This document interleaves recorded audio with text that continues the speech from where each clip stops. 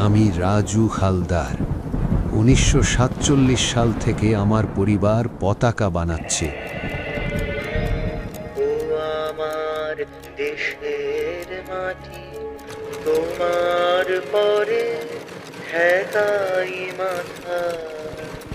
প্রতি বছর মানুষ আমাদের বানানো পতাকা লাগাতো চারিদিকে, খুব গর্ব হতো। একদিন হঠাৎ জানলাম ভোটার তালিকা থেকে আমার নাম কেটে দেওয়া হয়েছে। এইটুকুই, নাম কেটে দিল আর সরাসরি এখানে এনে ফেলে দিল। আমি দেশের পতাকা বানাতে পারি, কিন্তু দেশের নাগরিক নই। এর চেয়ে ভালো আমাকে মেরে ফেললেই হতো। আমরা মতুয়া। আমরা বিশ্বাস করেছিলাম। ওরা বলেছিল আপনারা এখানকারই মানুষ। আপনারা এখানকারই মানুষ, আপনারা অধিকার পাবেন। কিন্তু একদিন পুরো গ্রামের সকলের নাম কেটে দিল একসাথে, যেন আমরা কখনো ছিলামই না।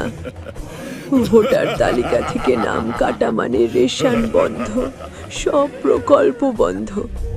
তারপর আমাদের এখানে এনে ফেলে দিল।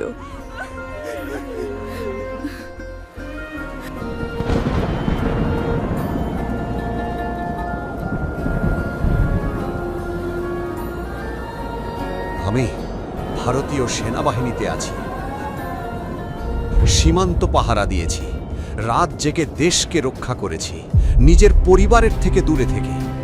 কিন্তু একটা কাগজ, একটা তালিকা, তাতে আমার নাম ছিল না।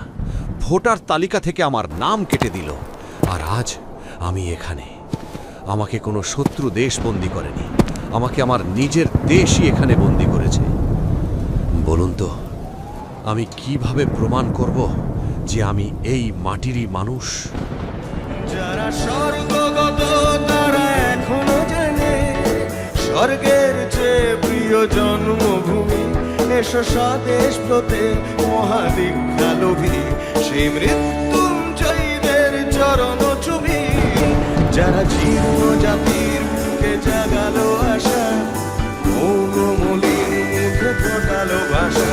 যারা জীর্ণ জাতির বুকে জাগালো আশা, মৌনমলিন মুখে ফোটালো ভাষা।